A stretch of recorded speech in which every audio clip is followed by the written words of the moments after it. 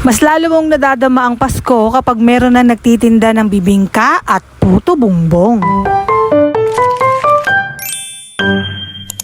Kaninang umaga nga ay hinayaan ko ang anak ko mamalengke. At dahil first time niya pumunta sa palengke mag-isa ay 2 items lang ang pinabili ko. Kalabasa at sitaw pang ulam namin. Walking distance lang ang palengke dito sa amin kaya kahit papano hindi ako nag-worry na utusan siya. At dahil maaga pa hindi muna ako nagluto, nagligpit-ligpit muna ako. At syempre kailangan may sound trip na pampasko. Maayos naman ang nabili ng anak ko ng mga gulay. Kaya pagkatapos ko magligpit-ligpit ay nagluto na rin ako. Igigisa ko lang naman itong sitaw at kalabasa. Tapos naalala ko may okra pa ako sa rep kaya sinama ko na rin. Akala ko nga ay meron pa akong koko mama pero wala na pala. Pagkaluto ay agad na rin kami na nanghalian ng anak ko. Nung mga bandang alauna nga ay nantok ako pero ayokong makatulog ng tanghaling tapat dahil mahihirapan na naman ako matulog nito kinagabihan kaya nagplansya na lang ako. Naisipan ko na nga rin magpalit ng kortina dito sa kwarto at ng mga bedsheet. Pero since gusot-gusot ang aking mga kortina ay ayan pinlansya ko pa. Diyos ko naman polka dots na nga yung kortina tapos isasampay ko pa ng gusot-gusot.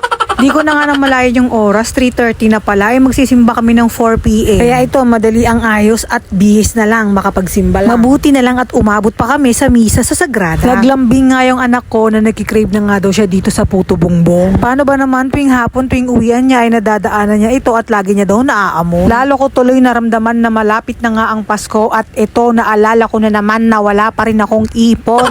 Ano, parehas ba tayo?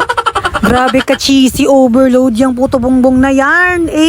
Pagdating nga ng bahay ay kinain na namin agad ng anak ko. Ang cheesy overload din ng bibingka nila dyan. Sulit na yan sa 50 pesos. Ito yung mga nakakamiss talagang pagkain kapag malapit na magpasko. I'm sure may mga nagtitinda na rin ng ganito sa mga simbahan malapit sa inyo. Madilim na nga kami natapos pagmerienda at ikinabit ko na ang kortina na pinlansya ko. Kasi kung hindi, aabuti na naman yan ng 1 linggo. At syempre, nagpalit rin ako ng mga bedsheet at punda. Ayun lang mga day. Bye-bye. Please like, share, and follow.